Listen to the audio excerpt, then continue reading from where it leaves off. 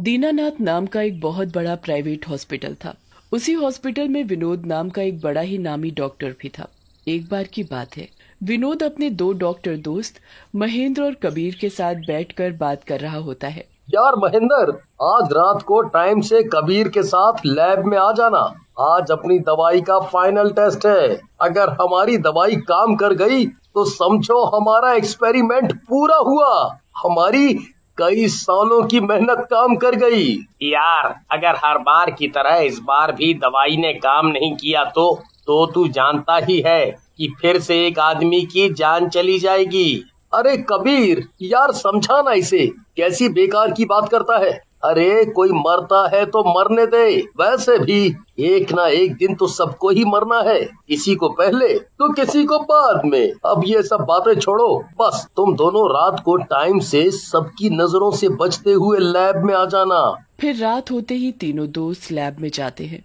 कुछ देर बाद लैब के बाहर से रीना नाम की सिस्टर वहां से गुजर रही होती है कि तभी उसे लैब से किसी के चिल्लाने की आवाज आती है।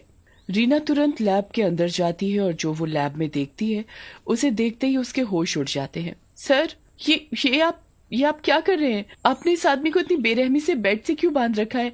और आप ये इसे किस चीज का इंजेक्शन लगा रहे हो? तुम यहाँ क्या कर रही हो? तुम्हें तो नीचे वार्ड में होना चाहिए था। अब रीना, तुम मेरी बात ध्यान से सुनो। यहाँ से चुपचाप खिसको और हमें अपना काम करने दो। जब तक आप मुझे नहीं बता देते कि आप तीनों डॉक्टर मिलकर इस आदमी पर क्या एक्सपेरिमेंट कर रहे हो, मैं यहाँ से कहीं नहीं जाने वाली। और अगर नहीं बताया तो मैं नीचे जाकर सबको बता दूंगी कि आप तीनों आधी रात को लैब में क्या कर रहे थे। अच्छा, तो तुझे जानना है कि हम क्या कर रहे हैं? अरे तो अभी बता देते हैं। इसमें इतना बौखलाने की क्या बात है? हम तीनों दोस्तों ने एक दवाई बनाई है। उस दवा को जिस भी कमजोर आदमी के शरीर में डाल दो तो उसकी ताकत कई गुना बढ़ जाएगी। इतना कि वो एक ट्रक को अपने बाएं हाथ से धक्का मारे तो वो भी दूर जाकर गिरे। पर ऐसा करना गलत है, और अगर ये दवाई इंसान के शरीर में जाकर गलत रिएक्शन करे तो वो इंसान मर जाएगा। अब तुम्हें सब कुछ पता चल गया है रीना रानी। अब तुम्हें इस लैब से बाहर भेजना हम तीनों के लिए खतरे से खाली नहीं है। और वैसे भी इस दवाई ने अपना काम ठीक से नहीं किया है तो ये आदमी अब कुछ ही देर में मर जाएगा। इसलिए इस आदमी के साथ हम तुम्हें भी इसी लैब के फर्श में दफन कर देंगे। रीना महेंद्र की ये बात सुनते ही लैब से भागने की कोशिश करती है, पर विनोद रीना को पकड़ लेता है और उसका गला दबाकर उसे मार डालता है। फिर तीनों दोस्त जल्दी से लैब के फर्श में रीना और उस मरे हुए आदमी को दफना देते हैं। यार, ये सब हमने ठीक नहीं किया।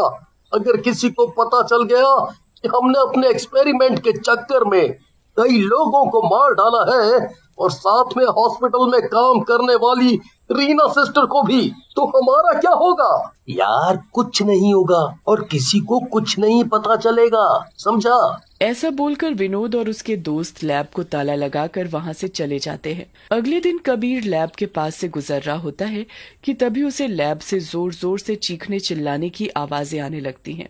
कबीर डरते हुए लैब की खिड़की से झांक कर देखने लगता है कि उसे अचानक से एक डरावनी चुड़ैल खिड़की से अपने हाथ बाहर निकालती है और कबीर का गला पकड़ लेती है। अरे अरे अरे, अरे छोड़ छोड़ मुझे छोड़। ये क्या कर रही है? हाय हाय रे मेरा गला। अरे कोई कोई बचाओ मुझे। ये चुड़ैल मेरा गला दबा कर मार डालेगी। अरे कोई तो बचाओ। मुझे इस लैब से बाहर निकाल, नहीं तो मैं अभी तुझे मार डालूंगी। जल्दी से लैब का ताला खोल, नहीं तो अभी तेरा गला दबाकर तुझे मार डालूंगी। कबीर जैसे तैसे एक चुड़ैल से अपना गला छुड़ाकर वहां से भाग जाता है और विनोद और महेंद्र को चुड़ैल वाली सारी बात बताता है। कबीर, तेरा दिमाग तो ठीक है ना? और तू ये क्या चुड़ैल चुड़ैल बोले जा रहा है? तुझे पता है ना ये हॉस्पिटल है और तू है कि, और वैसे भी ये भूत चुड़ैल जैसी कोई चीज नहीं होती। और अब हम में से कोई भी उस लैब के पास नहीं जाएगा। कुछ दिनों तक हमें अपने एक्सपेरिमेंट को बंद करना होगा, समझे? अब चलो, मरीज हमारा इंतजार कर रहे हैं। फिर तीनों वहां से चले जाते हैं। एक साल बीत जाने के बाद दीनानाथ हॉस्पिटल में एक जूनियर डॉक्टर नेहा की भर्ती होती है।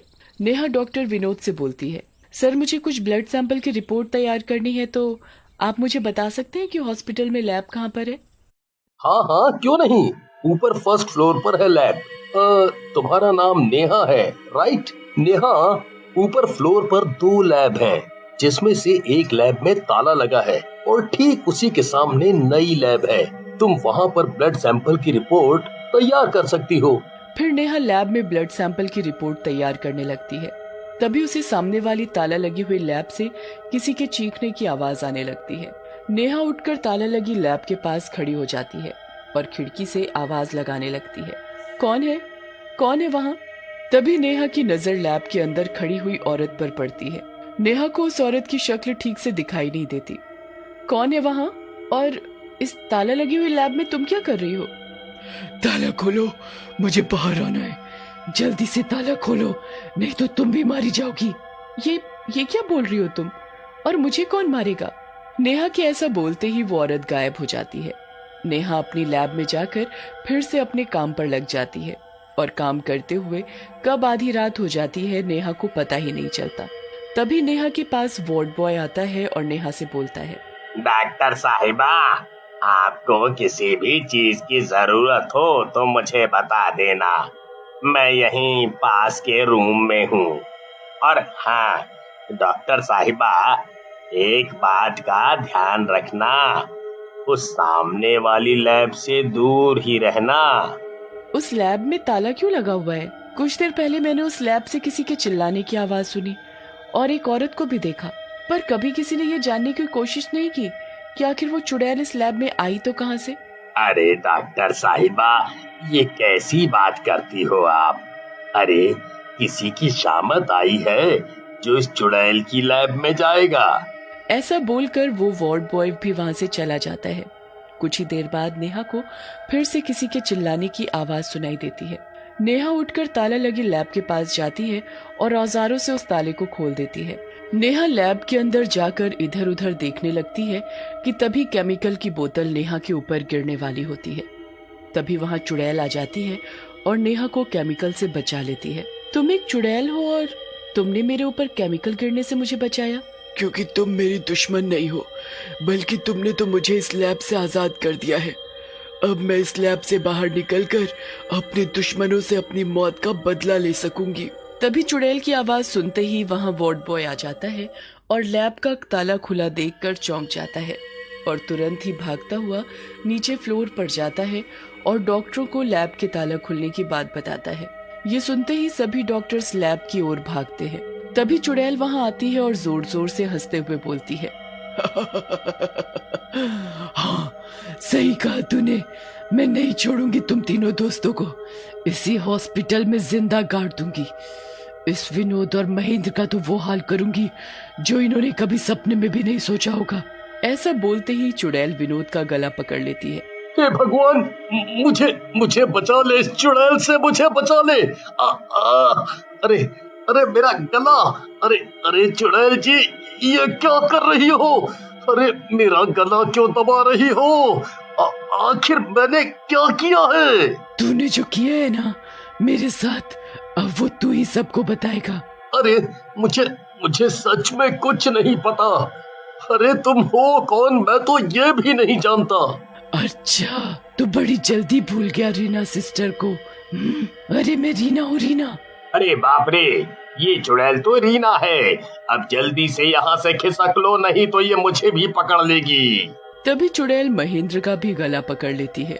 नहीं छोड़ूंगी, किसी को नहीं छोड़ूंगी, जब तक तुम सबको सच्चाई नहीं बता देते मैं तुम्हें नहीं छोड़ूंगी। महेंद्र चुड़ैल के डर से सभी लोगों को बताता है कि किस तरह से उसने और उसके दोस्तों ने मिलकर एक दवाई बनाई और उस दवाई का एक्सपेरिमेंट करने के चक्कर में कितने सारे मरीजों को मार डाला और साथ ही सिस्टर रीना को भी मारकर इसी फर्श में दफन कर दिया।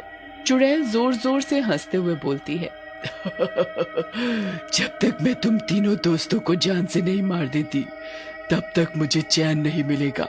ऐसा बोलकर चुड़ैल कबीर, महेंद्र और विनोद का गला दबाकर मार डालती है। फिर नेहा और डॉक्टर मिलकर लैब का फर्श खुदवाते हैं और फर्श से रीना की और भी कई लोगों की लाश निकालते हैं। फिर सभी डॉक्टर्स मिलकर सभी लाशों का पूरे विधि विधान से क्रियाकर्म कराते हैं। और वो चुड़ैल नेहा का धन्यवाद करके हमेशा के लिए वहां से गायब हो जाती है।